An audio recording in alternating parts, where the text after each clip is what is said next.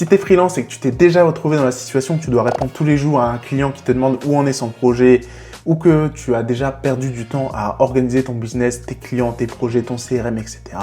et que tu en as marre d'utiliser plein d'outils différents pour t'organiser, cette vidéo est faite pour toi. Je vais te montrer comment utiliser Freelance OS, un template Notion, pour organiser toute ton activité à un seul et même endroit. Alors tout d'abord, moi c'est Léo, je suis freelance depuis plusieurs années, ça fait plusieurs années que j'utilise Notion et que j'installe des systèmes personnalisés d'organisation pour les entreprises, booster leur productivité, notamment avec de l'automatisation à l'heure actuelle, avec les agents IA, etc.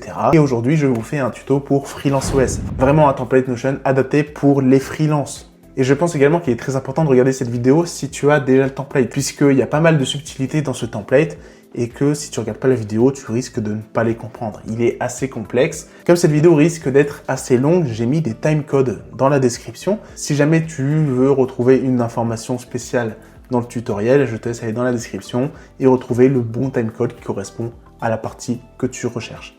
Allez, on se retrouve sur Notion tout de suite. Let's go. Alors, on se retrouve maintenant sur Notion avec Freelance OS qui est déjà installé sur mon espace.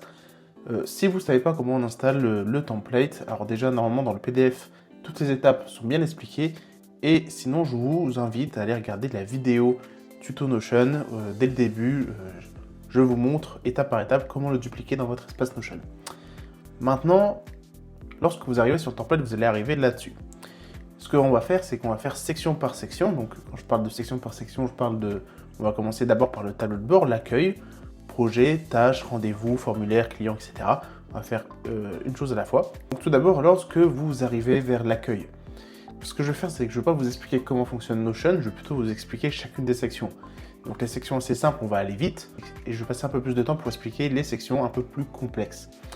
D'accord? Donc pour ce qui est du tableau de bord, donc le dashboard, j'ai voulu mettre le principal. Donc globalement, il y a un peu une section référence pour chaque domaine. Donc tout d'abord, j'ai mis un petit panel d'action rapide. Donc si on veut ajouter une tâche, un client, un projet ou programmer un rendez-vous, vous avez des petites actions rapides. Je vous laisserai les essayer de l'autre côté. Ensuite, vous avez les tâches. Alors les tâches, j'ai mis pas mal de petites vues. Semaine, mois en retard. Ce qu'il faut comprendre, la petite subtilité sur les tâches, c'est que celles-ci sont reliées à vos projets. D'accord? Donc vous pouvez très bien mettre des tâches qui ne sont pas reliées à un projet. Hein. Là, vous le voyez ici, de toute façon, le projet qui est lié, mais vous n'êtes pas obligé de mettre un projet lié. Et globalement, ici, en fait, vous aurez une vue de toutes les tâches qui sont en lien avec tous les projets. Donc je vais prendre un exemple. Si je prends un projet au hasard, voilà. Donc toutes les tâches que vous allez mettre là, ici, ce seront seulement les tâches de ce projet-là. Vous ne verrez pas les tâches des autres projets. En revanche, la vue d'accueil, là vous avez vraiment les tâches de tous les projets. Tout se regroupe ici, tout remonte là. Donc globalement c'est synchronisé. Hein. Donc les projets, là par exemple, je peux ajouter une tâche ici pour ce projet-là, pour aujourd'hui. Alors par exemple, je peux faire mail onboarding. Et du coup là on le voit ici, parce que ça du coup c'est une tâche qui est directement attribuée à ce projet-là, création web Léo, qui est juste ici, tac. Et si je retourne sur la page d'accueil, on le voit ici aussi. Donc ça a remonté dans les tâches principales. Par contre, si je vais sur un projet qui est différent, la tâche ne sera pas visible. Ici, on ne la voit pas. Donc voilà, quand vous allez sur les projets, vous allez voir seulement les tâches du projet. Ici, c'est un peu un regroupement de toutes les tâches qui remontent. Comme ça, ici, vous avez une vue globale et après, vous pouvez avoir une vue par projet. Ensuite, vous avez les prochains rendez-vous. Donc vous avez une base de données rendez-vous ici, avec tous les rendez-vous. Et tous les rendez-vous qui sont ici après aujourd'hui vont s'afficher ici. Comme ça, directement, quand vous lancez Notion, vous voyez vos tâches du jour, vos rendez-vous. Et une action rapide si vous voulez ajouter un client rapidement, etc. Alors pour terminer avec les tâches, vous pouvez voir les tâches de demain, semaine, mois. Toutes les tâches ici, hein, comme j'ai dit, elles sont générales, donc ça reprend toutes les tâches de tous les projets. Donc comme j'ai dit ici, vraiment, pour chaque vue, c'est le même principe, hein. On reprend toutes les tâches de chaque projet, tout remonte là. Et vous avez une vue en retard qui regroupe toutes les tâches qui sont avant aujourd'hui et qui n'ont pas été terminées. Pour chacune des tâches, vous pouvez mettre une priorité. Donc si vous avez des tâches très importantes, vous savez que vous ne devez pas l'oublier et qu'elle doit être faite avant les autres, vous pouvez la mettre en urgente, etc. Vous pouvez les classer, ça on le verra après dans la partie tâches, mais voilà, vous avez un classement par priorité aussi qui se fait. Vous avez également les boutons début de tâche, fin de tâche.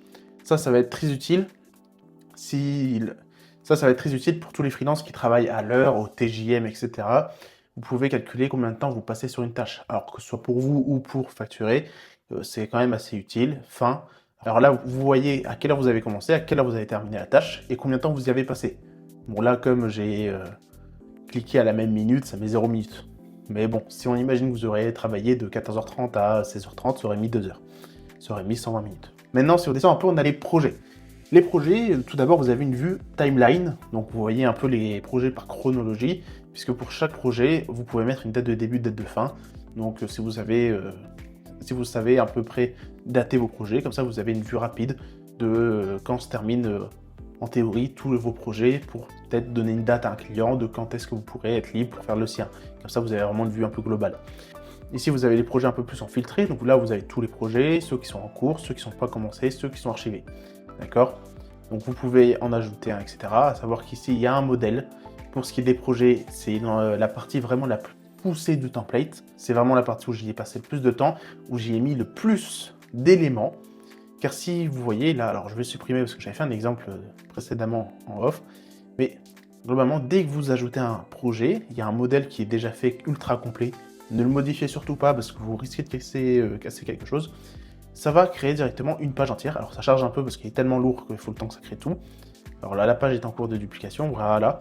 Donc dès que vous créez un nouveau projet, vous avez ça. Donc là, vous pouvez mettre le nom, projet de Sophie, voilà, on s'en fiche. Vous pouvez mettre date de début, date de fin. Vous pouvez mettre les tâches associées, mais globalement, en fait, les tâches associées, vous ne les mettez pas là, d'accord? Vous mettez les tâches ici. Hein, globalement, vous allez mettre toutes les tâches du projet. Donc, vous pouvez ajouter, par contre, un contrat. Donc, le document, si vous avez un contrat de prestation, devis, facture, peu importe, vous pouvez le mettre ici. Voilà. Ensuite, vous avez la base de données facture qui est associée. Donc, lorsque vous allez créer la facture sur la partie facture, vous pouvez la mettre ici. Et là, vous pouvez mettre le prix du projet. Tout ça, c'est pour vous. Il n'y a que vous qui le voyez, de toute façon. La seule chose ici qui est partagée avec le client, c'est cette partie-là, qui est assez intéressante, puisque globalement, vous allez pouvoir partager avec le client ici toute la partie production. Où est-ce qu'en est le projet? Donc là, alors, du coup, si vous cliquez dessus, par exemple onboarding, alors vous pouvez très bien personnaliser un peu les parties du projet. Donc là, j'ai vraiment fait un truc assez simple, hein. Onboarding, production, révision, phase finale. Globalement, pour chaque phase du projet, vous pouvez mettre les tâches que le client doit faire. Donc par exemple, en onboarding, vous allez pouvoir demander au client d'envoyer tous les PDF, les images, les documents, un tas de choses. Ici, vous pouvez mettre vos tâches. Donc peut-être que vous, en onboarding, vous allez mettre un certain nombre de tâches, mais c'est les tâches que verront le client. Donc le client, lui, on va voir juste après, il y a un espace client que vous partagerez avec celui-ci. Et dedans, du coup, il n'aura qu'à cliquer sur la phase, il voit qu'est-ce qu'il doit faire, et il verra également, par exemple, si vous voulez mettre un formulaire dedans qu'il doit remplir pour en savoir plus pour commencer le projet, ou même des petites ressources, il pourra lui-même les mettre et remplir le formulaire. Vous verrez ses réponses. Donc ça, je trouve que franchement, ça c'est top.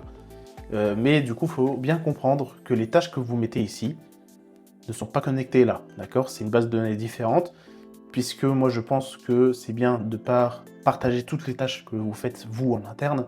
Globalement là, vous allez pouvoir planifier de votre manière en mettant peut-être bien plus de détails, quel jour et tout vous faites. Ici, c'est une vue un peu plus globale pour que le client comprenne où en est le projet et comment ça se passe. Donc par exemple là, si je crée des tâches, hop, je vais en créer 3. Vous voyez que là, ici, on a un avancement du projet. Donc, si par exemple, celui-ci, je l'ai fait, cette tâche-là, on va dire qu'elle a été terminée. Donc là, il y a une tâche sur 3 qui a été faite. On voit que la phase est à 33%. Donc globalement, vous allez venir mettre toutes les tâches de la phase. Comme ça, le client, lui, a un aperçu global. Il voit où est-ce qu'on en est dans la phase. Une fois que la phase est terminée, fin de la tâche. Alors, ce sera écrit terminé. Normalement, les tâches sont complétées aussi à 100%. Si par exemple, vous êtes en attente d'un document du client, par exemple, vous pouvez mettre en attente du client. Il y a pas mal de trucs il y a pas mal d'états pour une phase. Vous pouvez toutes les utiliser. Donc quand elle est en cours, vous mettez en cours, etc. Et du coup, à savoir que chaque phase, vous pouvez un peu personnaliser les trucs dedans. Moi, j'ai mis à chaque fois la même chose avec des petits trucs en plus. Par exemple, pour la partie production, j'ai mis la partie rendez-vous. Vous allez voir un peu les rendez-vous de suivi qui sont connectés à une autre base de données rendez-vous. Je vais vous montrer juste après. Et les informations, encore une fois, si jamais un document à donner, etc. durant la production. Pour la révision, c'est pareil. On a les tâches à faire. Et vous avez la zone de retour, donc les livrables, donc livrable 1, livrable 2. Vous pouvez même cliquer dessus, vous allez voir tout le contexte du retour qu'il est demandé, etc. Et ensuite, vous avez livraison finale. Là, il n'y a rien de spécial à ajouter. Alors ici, on a la partie rendez-vous. Encore une fois, c'est la même. Encore une fois, là, c'est le même système que pour les tâches. Vous avez ici les rendez-vous que par rapport à ce projet. Donc là, je peux ajouter un rendez-vous. Vous voyez bien que ça se connecte directement au projet de Sophie qu'on vient juste de créer. Vous pouvez ajouter le client. Alors là, on pourrait ajouter et créer le client Sophie qu'on vient de faire. Le type de rendez-vous, est-ce que c'est un point d'avancement, feedback, kick-off, etc., off-boarding, peu importe. Si pendant le rendez-vous, vous allez prendre des notes ici importantes, vous pouvez très bien cocher ici. On verra juste après dans la partie rendez-vous ce que ça fait. Et voilà. À savoir que ça, c'est votre vue. Il n'y a que celle-ci qui est partagée avec le client, d'accord? Mais, comme j'ai dit, il y a une partie espace client. Si je clique dessus, vous avez ici un espace collaboratif avec le client. Cet espace collaboratif, vous pouvez venir appuyer ici sur partager et l'envoyer au client. Lui, il arrivera du coup sur cette page. Il n'aura pas accès à la page qu'on a vue juste avant. Il ne voit pas ça. D'accord? Ça, c'est votre vue à vous.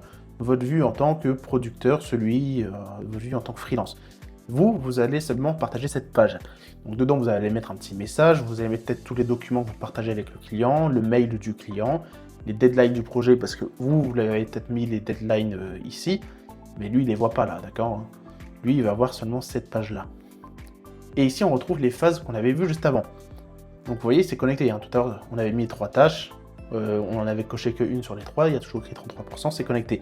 Donc lui, il verra cette partie-là, il ne verra pas vos tâches qu'il y a ici, il verra seulement les tâches qu'il y a dans les phases. Donc bien attention de bien diviser ces deux parties. Il verra l'avancement du projet qui est lié, d'accord, aux tâches que vous allez mettre là-dedans. Donc par exemple, dans la partie production, on va imaginer que j'ajoute une tâche. Donc hop, la tâche, on va l'appeler DDDD. On va la mettre à demain, par exemple, voilà. Et là, normalement, si je retourne dans l'espace client, on va voir une tâche DDDD qui va se mettre pour demain, juste ici. Voilà. Donc là, c'est globalement juste une vue avec toutes les tâches des différentes phases pour qu'ils puissent voir un peu l'avancement. Ici, vous pouvez mettre différentes informations, des ressources. Bon, ça, c'est assez explicite. Il n'y a pas besoin de passer 3 ans là-dessus. Les rendez-vous. Là, encore une fois, très important, écoutez bien. Ces rendez-vous-là ne sont pas connectés aux rendez-vous que vous voyez ici. C'est pour plusieurs raisons, parce que globalement, si vous partagez les rendez-vous que vous avez là, comme c'est une seule et même base de données, partager les rendez-vous qui sont ici voudrait dire partager tous vos rendez-vous. Donc les rendez-vous que vous avez avec les autres clients, partager les prises de notes que vous prenez, peut-être qui sont personnelles pour vous lors du rendez-vous, que vous avez peut-être pas envie de montrer aux clients, etc. Donc ici, c'est une zone de rendez-vous simplement pour la vue client. Donc par exemple, si vous faites du coaching, vous pouvez planifier un peu les rendez-vous pour que lui il puisse voir et se connecter et savoir quel rendez-vous il aura. Mais c'est pas connecté à votre base qui est juste ici. Donc c'est bien pour ça que j'ai fait un petit bouton. Regardez. Si je crée un rendez-vous ici, donc rendez-vous avec Sophie, voilà. Je peux mettre une catégorie, par exemple ça. Si c'est du coaching, voilà, je vais mettre session d'accompagnement. Le lien du call pour comme ça, elle, quand elle va quand elle va sur son espace client, elle pourra voir le lien et du coup se connecter. Et là, j'ai mis un petit bouton qui est ajouté dans mon agenda. Alors, vous préciserez au client qu'il ne faut pas qu'il appuie dessus, que c'est seulement pour vous. Bon, au pire, il appuie dessus, il va vous ajouter le rendez-vous dans votre base de données à vous. Mais je pense qu'il ne pourra pas parce qu'il n'a pas les droits. Et ajouter à mon agenda, ça va cocher oui ou non. Comme ça, vous savez si vous avez déjà appuyé sur le bouton ou pas, si vous avez oublié ou non. Donc, par exemple, si je mets ajouter à mon agenda, vous voyez, j'ai mis une différence de couleur. Là, c'est rouge. Et juste avant, c'est bleu. En couleur bleue, c'est pour la vue client. En couleur rouge, c'est pour votre vue. Et donc là, vous voyez bien que le rendez-vous s'est ajouté aussi pour notre côté. Donc voilà, simplement, vous appuyez sur le bouton et ça va dupliquer le rendez-vous de l'autre côté. C'est peut-être un peu chiant, mais ça permet d'avoir de la confidentialité et que votre client ne voit pas tous vos rendez-vous avec tous les autres clients. Sinon, c'est un peu compliqué. Et ensuite, vous avez la zone de feedback. Là, il n'y a rien à expliquer, c'est assez concret et simple. Voilà. Alors, je pense qu'on a terminé pour la vue projet. Vous voyez, hein, la vue projet, elle est vraiment très, très avancée. C'est vrai, c'était vraiment le but. De toute façon, quand on est freelance, 90% du temps qu'on passe, c'est sur les projets. Après, il y a la prospection et tout ça. Ça, on verra après. Mais quand on est un client, on passe 3/4 du temps à organiser le projet. Donc là, vous avez quand même quelque chose de très complet, qui est franchement pas mal. et j'espère que vous allez pas trop galérer avec cette différence de base de données. J'espère que j'étais assez clair. Si je suis pas assez clair, dites-le moi en commentaire. Je répondrai à cette question, ou à la limite je referai une vidéo de quelques minutes pour essayer d'expliquer un peu mieux cette partie-là. Donc ici, vous avez tous vos rendez-vous. Donc là, pour que tout le monde comprenne, c'est la même chose qu'avec les tâches. Donc là, par exemple, si je crée un rendez-vous pour le projet création web Léo, tac, on va créer un rendez-vous pour aujourd'hui. On l'appelle GGGG, tac, on a un rendez-vous qui est là. Si je retourne juste dans la page d'avant, je vais dans mon calendrier, je retrouve bien Léo qui est ici, avec d'ailleurs les rendez-vous qu'on a créés juste avant. Par contre, si je vais dans un projet différent, comme ici, là, je ne vais pas voir le rendez-vous avec Léo. Là, de la même manière, vous avez seulement les rendez-vous liés au projet, donc une vue avec seulement les rendez-vous projet. Et là, vous avez la vue plus globale avec les rendez-vous de tous les projets. Comme j'ai dit, c'est vraiment le but d'un dashboard, c'est d'avoir une vue un peu globale. Ensuite, si on descend, on a la partie un peu facturation, bilan du mois. Donc ça, je vais te faire un warning un peu là-dessus. Je l'ai mis dans le template parce que ça m'a été demandé. Mais attention, vous êtes freelance, j'espère que vous le savez. Si vous n'êtes pas encore lancé dans cette activité, utilisez des outils de comptabilité. Faites pas des factures avec Notion. Notion n'est pas un outil de facturation.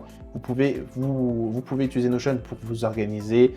Vous pouvez mettre les factures, savoir où est-ce qu'elles sont, etc. Pour les lier au projet. Ça, d'accord, mais c'est pas un outil de comptabilité. Ça vous ne sert pas de livre de recettes ni rien. Simplement si vous souhaitez tout intégrer dans Notion. Même si moi je le conseille pas, moi je le fais pas, mais c'est possible de le faire, donc je l'ai mis parce que ça m'a été demandé. Par contre, moi ce que je vous conseillerais, c'est d'utiliser un outil de facturation comme Pennyline. Alors quand on est freelance, il y a peut-être d'autres outils comme par exemple Freebie, etc. Qui sont bien mieux et plus optimisés, qui vont faire gagner plus de temps. Parce que là, globalement, les factures, vous êtes obligé globalement de les ajouter à chaque fois à la main, de sélectionner le client, etc. Alors que si vous utilisez un outil de facturation dédié, ça sera quand même beaucoup plus facile. Alors oui, ça fait un outil différent de Notion, je suis d'accord, mais la partie facturation, surtout qu'on a la partie facture électronique, etc. Donc faites attention à ça. Utilisez des vrais outils pour faire des vrais devis qui sont aux normes, des vraies factures, etc. N'utilisez pas Notion. Ça peut vous aider pour vous organiser, mais c'est pas ce que je vous conseille. Mais vous pouvez quand même l'utiliser. Donc là, globalement, si vous ajoutez vos factures ici, vous pouvez mettre toutes vos factures, voir si elles sont envoyées, cliquer dessus, voir le prix, enfin voir le projet lié à la facture, le prix du projet, le prix de la facture, parce que si vous faites des acomptes, peut-être que c'est 50%, et du coup vous pouvez mettre 1500 €. Le client, le mode de paiement, quand est-ce que vous avez émis la facture, l'ajouter au relevé, donc au bilan. Donc si je mets ça, hop, ajouter au relevé, on peut mettre, vous avez le montant qui se met tout de suite, la date, si c'est un revenu ou une dépense, la facture associée, vous pouvez mettre une pièce jointe si vous le souhaitez, une note, donc peu importe, et vous mettez bien sûr le mois associé, voilà. Et ça se met tout seul dans cette partie-là, donc dans le bilan du mois, vous voyez, on a ajouté une facture à 1500 €, elle se met là, vous avez la partie URSSAF, donc là j'ai mis à 22%. Regardez, vous êtes à combien, ça dépend si vous faites du e-commerce, etc. Ce ne sera pas les mêmes pourcentages. Dans mes souvenirs, en prestation de service, pour la plupart, c'est 22%, ça va peut-être monter un peu, à regarder. Vous pouvez le changer, alors vous avez simplement à cliquer sur URSSAF et vous changez le 0.22. Donc si c'est 23%, vous mettez 0.23, si c'est 25, 0.25, etc. Voilà, donc ça donne une idée. Mais de la même manière, quand vous arrivez sur le site de l'URSSAF, vous rentrez votre CA, faites ça bien. Notion n'est pas un outil pour payer l'URSSAF. De toute façon, l'URSSAF, il va bien vous le rappeler si vous vous trompez. Alors là, ici, vous avez la partie client, il n'y a pas grand-chose à dire, c'est les clients, tout simplement. Donc là, vous avez les clients que vous avez en cours, donc quand il y a un projet en cours. Et ici, vous avez tous les clients. Voilà, vous pouvez cliquer dessus. Alors là, il y a un certain nombre d'informations, vous pouvez mettre des numéros de téléphone, adresse mail, etc. Vous avez ici la date de dernière interaction. Elle se met un jour soit quand vous programmez rendez-vous, ou soit si par exemple vous n'avez pas programmé rendez-vous dans Notion, mais que vous avez eu une dernière interaction il n'y a pas longtemps, vous pouvez mettre à jour ici. Si j'ai mis ça, c'est pour la partie prospection, parce que la base client et la base prospection sont liées. Donc par exemple, lorsque vous allez dans CRM, vous allez pouvoir voir tous les prospects à relancer, donc tous les potentiels clients dont vous n'avez pas eu de dernière interaction depuis plus de, on va le voir ici, une semaine. Voilà. Dans la même chose, là vous avez la même chose pour la partie client. Tous ceux dont vous n'avez pas parlé ou eu un petit rapport depuis une semaine, ce serait bien de les recontacter, comme ça vous pouvez leur dire on est toujours bon, ouais, on en est là dans le projet, ça vous dit que je vous fasse un petit bilan de où est-ce qu'on en est, qu'est-ce qu'on a fait, etc. Voilà. Ensuite, vous avez la partie formulaire onboarding. Ça, à vous de créer votre propre formulaire. Là, j'ai rien mis. C'est un formulaire de base. Vous pouvez faire des formulaires dans Notion. Donc, c'est assez sympa. D'ailleurs, c'est connecté avec ce que je vous ai montré tout à l'heure dans les projets, dans les phases. J'ai mis dans la partie onboarding un formulaire. C'est simplement connecté à ce qu'on a vu juste avant. Donc, vous pouvez faire des petits formulaires sympas depuis Notion et l'envoyer dans l'espace collaboratif avec le client. Comme ça, il pourra remplir le formulaire et vous avez tout au même endroit. Et là, vous avez du coup un endroit qui résume avec toutes les réponses au formulaire par tous les clients possibles. Voilà. Maintenant, on a terminé la partie accueil. Donc ici, vous avez les mentions de droit d'auteur, les bases de données, etc. La partie base de données, n'y touchez surtout pas, s'il vous plaît. Parce que vous pouvez, si vous modifiez des choses ici, ça peut casser un peu le template si vous supprimez des propriétés importantes. Donc maintenant, on a la partie projet. Je vais aller assez vite sur les autres sections. Pourquoi ? Parce que vous voyez bien que la partie accueil condense globalement tout. J'ai assez détaillé la plupart des choses. Là, globalement, la seule chose que vous allez avoir, c'est juste des vues plus détaillées avec plus de filtres. Donc, par exemple, là, vous avez un petit bouton nouveau projet. J'ai toujours mis un petit bouton pour chacune des sections. Donc là, vous voyez les projets, alors comme on a vu tout à l'heure, pas commencé, en cours et archivé. La timeline, les projets par client. Donc ça peut être intéressant si vous avez plusieurs projets par client. Vous pouvez tous les voir ici. Alors du coup, ici, pour tous ceux qui sont allés dans le timecode, du coup là, je ne vais pas expliquer toute la partie projet interne là qu'on voit ici. Toute cette partie-là a été expliquée à l'accueil. Donc on ne va pas passer beaucoup de temps. Ensuite, on a la partie tâches. Là, de la même manière, c'est à peu près les mêmes vues. Simplement, on va avoir peut-être des vues en plus. Donc là, vous avez une vue vraiment pour toutes les tâches qui sont vraiment en retard. Donc en orange et tout, on les voit bien. Vous avez également une vue des tâches par projet en cours. Donc là, vous avez seulement les tâches par projet en cours et une vue avec chacune des tâches. Donc là, on a une vue priorité. Donc ça classe toutes les tâches par priorité. Donc si elles ne sont pas faites, elles seront là. Vous avez la date, etc. Vous pouvez mettre fin de la tâche si vous l'avez faite ou la mettre à aujourd'hui. Ça va mettre la tâche pour aujourd'hui. Donc si je vais là, envoyer site V2, il s'est mis à aujourd'hui. Voilà. Ensuite, on a la partie rendez-vous. Là, de la même manière, il n'y a pas grand-chose à dire. La seule subtilité que j'avais dit tout à l'heure, c'est que pour chaque rendez-vous, vous pouvez très bien appuyer sur note importante. Et à ce moment-là, le rendez-vous va se mettre ici. Donc ça va les conserver parce que vous avez plein de rendez-vous. Donc pour retrouver un rendez-vous que vous avez eu il y a plusieurs mois ou semaines, c'est peut-être un peu chiant d'aller chercher dans le calendrier en swipant comme ça. Donc ici, il se met tout de suite ici, vous le voyez, vous pouvez recliquer dessus et prendre les notes que vous aurez peut-être mis ici qui sont importantes, d'accord ? Ici, vous avez les rendez-vous par type et par projet. Donc là, vous avez les rendez-vous par type, donc tous les rendez-vous peut-être de kick-off que vous avez eu, etc. Et là, par projet. Donc tous les rendez-vous par projet avec une vue un peu plus globale par ici. Ensuite, vous avez les formulaires, donc vous pouvez créer un nouveau formulaire. Là, il y a juste le formulaire d'onboarding avec les questions qui ne sont pas mises, comme j'ai dit tout à l'heure, vous pouvez en ajouter vous-même. Voilà, c'est pas compliqué à faire. Ensuite, vous avez la partie client. Donc, petite chose que j'ai pas tout à l'heure montré dans la partie client. C'est que si on clique sur le client, en fait, on a au-delà des propriétés de l'adresse, du contrat du client, etc., toutes les petites ressources qu'on a ici. Si je vais mettre en grand, comme ça on voit bien, vous avez l'historique du projet du client, l'historique des rendez-vous et les réponses au formulaire. Voilà, pour chaque client, vous allez avoir toutes ces pages qui se mettent toutes seules, toutes ces petites sections plutôt, et ça vous permet pour chaque client d'avoir une vue. Voilà, vous avez des vues clients, ça vous avez une vue projet, une vue client, c'est assez intéressant. Ensuite, vous avez la partie CRM. Donc, lorsque vous faites de la prospection, vous avez peut-être des calls, vous avez peut-être des leads, etc. que vous avez contactés, vous pouvez les mettre là, si vous les avez, si ce sont des leads qualifiés ou pas, si vous avez programmé un call. Vous pouvez vous-même, si vous voulez, ajouter des étapes. Vous allez simplement cliquer ici, dans état, modifier la propriété, vous pouvez ajouter vous-même des étapes en appuyant sur le petit plus. Par exemple, vous pouvez mettre une étape comme est-ce que vous l'avez contacté ou pas le lead, peu importe. Vous pouvez les faire swipe de cette manière-là, ça c'est pratique. Et programmer un rendez-vous. Donc si je mets programmer un rendez-vous, ça crée tout de suite la page, voilà. Et vous pouvez mettre dans call programmé. Les prospects relancés, donc comme j'ai dit tout à l'heure, c'est tous les prospects qu'on n'a pas contactés depuis plus d'une semaine. Et là, on a eu une petite vue formulaire.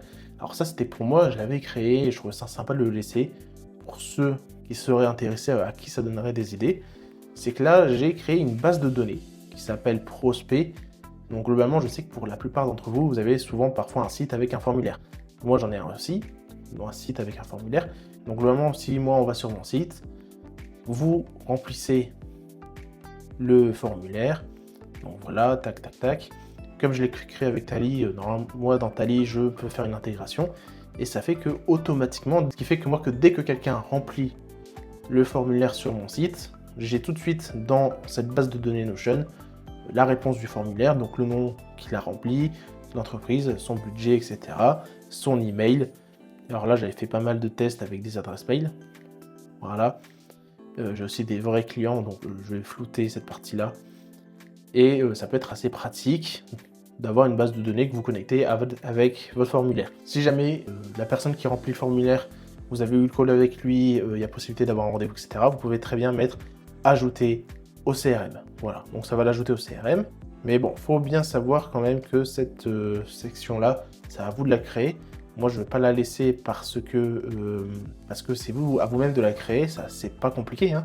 Vous créez simplement vous-même une base de données. Alors là, si jamais vous ne savez pas comment on fait, je vous laisse de la même manière regarder le tuto Notion que j'ai pu faire récemment.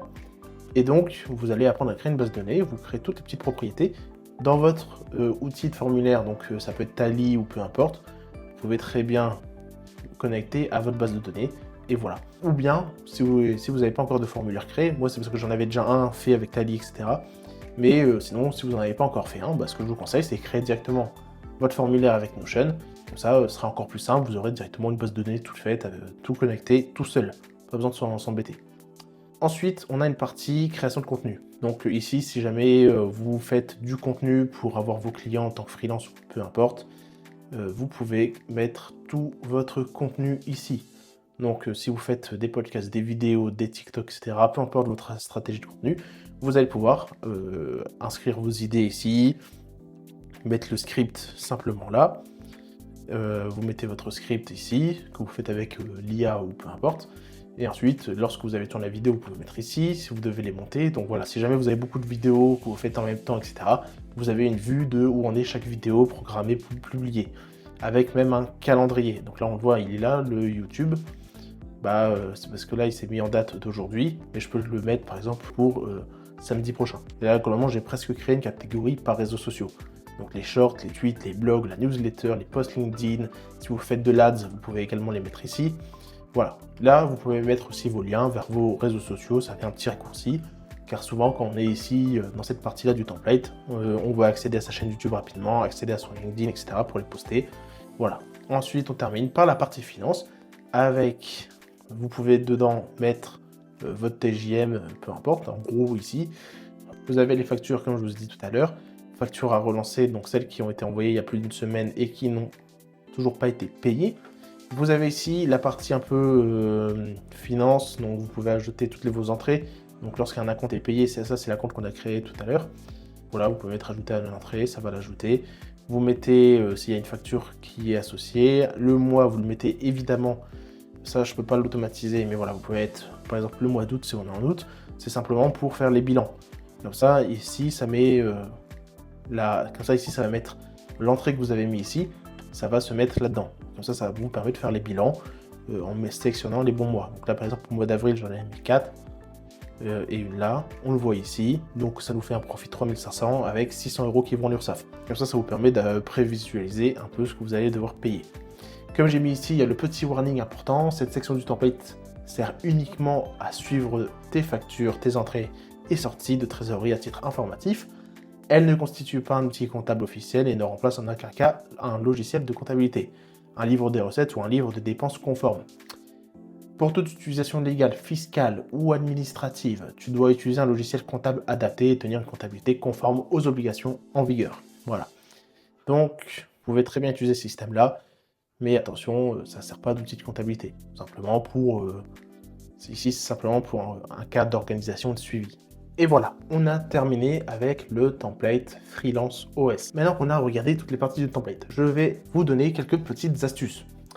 Tout d'abord, première astuce pour les rendez-vous. Lorsque vous êtes en appel, en Google Meet ou quoi, il y a une fonctionnalité qui s'appelle /note d'IA. Vous avez la partie notes IA, si vous mettez le bloc, alors il faut un abonnement normalement, ça va permettre d'enregistrer le call automatiquement. Il y a la partie consentement, voilà. Le format, vous pouvez mettre un format de call, donc si c'est un appel client, réunion, etc. automatique, il va peut-être le détecter par lui-même. En commençant, vous confirmez que toutes les personnes sont d'accord, etc. Il y a la partie de consentement. Et là, vous mettez commencer la transcription lorsque vous êtes dans le rendez-vous. Et ça va transcrire tout le call. Et là, l'IA de Notion va automatiquement vous faire un résumé de la réunion. S'il y a des tâches, des points importants, il va tout seul le mettre. Donc c'est franchement pas mal. Donc là, il y a pas mal de petits outils. Donc là, je ne vais pas aller dans le détail, mais vous pouvez lier un événement, etc. Charger un fichier audio, une vidéo. Il y a pas mal de choses. Donc voilà, ça c'est un petit bloc franchement qui est exceptionnel pour utiliser lorsque vous êtes en réunion ou en appel. Moi j'utilise à chaque fois, ça permet d'arrêter de t'embêter, à essayer de se souvenir et prendre des notes pendant le rendez-vous à la main. Ça le fait tout seul et ça marche franchement super bien. Et au moins ça va directement dans Notion. Vous jamais il y a des choses qui ont été dites, qui sont très importantes, vous appuyez sur note importante et ça le mettra dans la section important comme on l'a vu tout à l'heure. Ensuite, deuxième petite astuce, et pas des moindres, c'est Notion Calendar. Vous devez certainement utiliser Google Agenda. Sachez une chose que vous pouvez, et d'ailleurs c'est ce que je fais, vous pouvez très bien connecter, c'est ce que je fais d'ailleurs, vous pouvez connecter votre Google Agenda à Notion Calendar. Du coup là, par exemple, tous ces événements-là viennent de mon Google Agenda. Et ici, ce que je vais avoir en plus, c'est mes bases de données. Donc là, j'ai mis que mes tâches, mais vous pouvez très bien mettre des bases de données autres. Par exemple, votre base de données projet qui pourra se mettre là-haut. Donc là, je peux le faire. Hop, je vais mettre projet. Voilà, on l'a juste ici. Projet DB. Et là, du coup, je vais avoir tous les projets qui se mettront là-haut. Alors, par exemple, là, comme les projets ils datent de septembre, je vais aller en septembre. Et là, normalement, si je vais en septembre, vous voyez bien que vous voyez les projets qui se mettent là-haut tout seul. Ok. Donc là, je vais retourner à aujourd'hui. Donc là, c'est vraiment le gros avantage, c'est vraiment d'avoir du coup un agenda autre que Google Calendar qui va être connecté avec votre Notion. Donc par exemple, moi, si je veux ajouter des tâches, c'est ce que je fais. Si je retourne un peu en arrière, vous avez les tâches que je devais faire la semaine dernière. Vous avez du coup la capacité de faire du timeboxing avec toutes vos tâches. Donc à vous de connecter votre base de données tâches ici. C'est assez facile à faire. Et du coup, vous pouvez mettre vos tâches, vos rendez-vous, parce que vous pouvez très bien aussi lier la base de données rendez-vous. Là, si je mets rendez-vous, ou c'est plutôt agenda que j'avais nommé la base de données, voilà, elle est juste ici, Freelance OS Agenda. Je peux du coup avoir tous mes rendez-vous qui se mettent ici. D'ailleurs, on les voit, celui que j'avais créé tout à l'heure avec Sophie, et je peux lui mettre une heure. Par exemple, je peux me dire qu'il est ici à 10h15. Voilà. Donc c'est l'avantage, c'est de pouvoir connecter globalement votre Google Agenda avec votre Notion et du coup pouvoir vraiment faire de la planification et du timeboxing très bien et en temps réel. Du coup, vous pouvez planifier toutes vos tâches comme ça sur la semaine, également voir vos rendez-vous et les mettre aux bonnes heures, savoir quel jour ils sont, et un tas de choses comme ça. Maintenant, on passe à la troisième astuce, qui est la programmation de rendez-vous.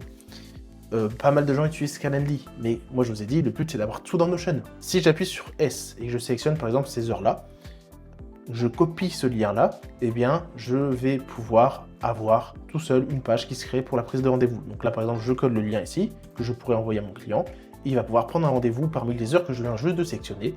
Voilà, il met son nom, son email, et il y aura le lien Google Meet et tout qui se crée tout seul. Au-delà de ça, vous pouvez faire des trucs récurrents. Moi, c'est ce que j'ai fait. Lorsque vous remplissez mon formulaire sur mon site et que vous prenez rendez-vous avec moi, ça va vous emmener tout seul dans réunion avec Léo. Donc c'est ce lien-là. Et en fait, c'est un truc que je dis que je veux bien accepter tous les rendez-vous sur ces heures-là. Et du coup, là, j'ai un lien qui est créé à vie. J'ai pas besoin d'y toucher. Et globalement, vous pouvez prendre rendez-vous durant toutes ces heures-là. Donc si je clique sur le lien, voilà, il y a la possibilité de prendre les rendez-vous. Tout simplement. Donc vous mettez créer un lien récurrent, vous mettez vos horaires où vous êtes dispo, sur Google Meet, sur Zoom, peu importe, et voilà. Donc là ici ça vous fait quand même 3 astuces qui sont franchement pas mal, que moi j'utilise assez souvent, qui vous permettent de gagner beaucoup de temps. Quatrième astuce, vous pouvez utiliser l'IA de Notion. Alors pareil, il faut un abonnement. Celle-ci est en train de se développer pas mal. Alors au début elle n'était pas terrible, mais vous pouvez faire des petites choses qui sont assez sympas. De toute façon ça reste une IA, je vous laisse la tester par vous-même. Vous pouvez mettre Claude, etc. Vous pouvez choisir votre modèle et globalement c'est l'IA qui va elle-même agir dans votre espace. Alors elle ne va pas vous permettre de créer un template Notion comme celui-ci, jamais de la vie, j'ai déjà essayé de toute façon, mais par contre, vous pouvez lui demander de faire des résumés de vos tâches, faire des résumés de vos réunions, de faire un peu un résumé de ce que vous allez devoir faire dans la journée. Elle va lire elle-même la base de données des tâches, les rendez-vous, les clients, les projets, etc. Comme ça, elle va vous faire des résumés. On peut même créer des pages HTML. Pour ça, je n'ai pas vraiment utilisé, mais parfois, c'est quand même sympa d'utiliser. Voilà. Alors, cinquième astuce, qui est un peu la même. Si vous avez Claude Code, vous payez votre petit abonnement Claude, vous pouvez très bien connecter dans vos connecteurs Notion. Et globalement, vous pouvez demander à votre Claude de faire des actions dans Notion. Et moi, ce que j'ai déjà fait, par exemple, pour de la prospection, ça marche très bien. C'est si vous avez tous les skills nécessaires, etc. Votre Claude, il va chercher des clients tout seul sur LinkedIn. Donc, c'est ce qu'il m'avait fait. Il est allé chercher tous les profils que je recherchais sur LinkedIn. Il m'a pris tous les liens des profils LinkedIn. Il est allé les mettre sur Notion, dans la base prospect, en me mettant un petit brief, un petit message personnalisé que je peux envoyer à chacun des profils. Et je lui ai même demandé après d'envoyer lui-même les messages. Donc, il m'a fait lui-même de la prospection tout seul. On peut faire la même chose avec des mails, avec Google Maps, etc. Et lui demander d'ajouter lui-même les pages dans Notion. Vous pouvez également lui demander de programmer lui-même les tâches d'un projet ou quoi.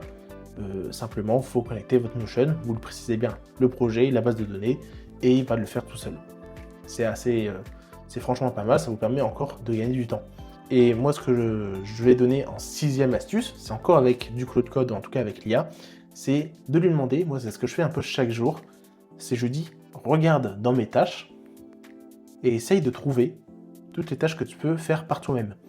Parce que parfois vous ne vous rendez pas compte, mais l'IA, le nombre de tâches qu'elle peut faire à votre place et qui sont souvent mieux faites que vous, c'est assez exceptionnel. Alors il faut des compétences, il faut savoir maîtriser les skills, les connecteurs, les MCP, etc. Mais lorsque vous maîtrisez toutes ces compétences, c'est pas moi qui vais vous les apprendre, c'est pas une formation là-dessus, mais renseignez-vous, il y a plein de vidéos YouTube, etc. Franchement, c'est le meilleur outil qu'on a depuis des siècles. Faut l'utiliser. Voilà pour le tutoriel Freelance OS. J'espère que cette vidéo t'aura aidé et t'aura apporté de la valeur. Si tu as des questions, je te laisse me contacter soit dans les commentaires ou tout simplement m'envoyer un message sur Instagram, Léo Donotion. Je te mets le lien en description. Si jamais le template Freelance OS t'a plu, j'ai sorti un autre template qui s'appelle Second Cerveau, qui lui va te permettre vraiment d'organiser plus ta vie personnelle. Dedans, tu pourras organiser notamment tout ton agenda, ta vie perso. Dedans, tu as un tracker d'habitude, de routine.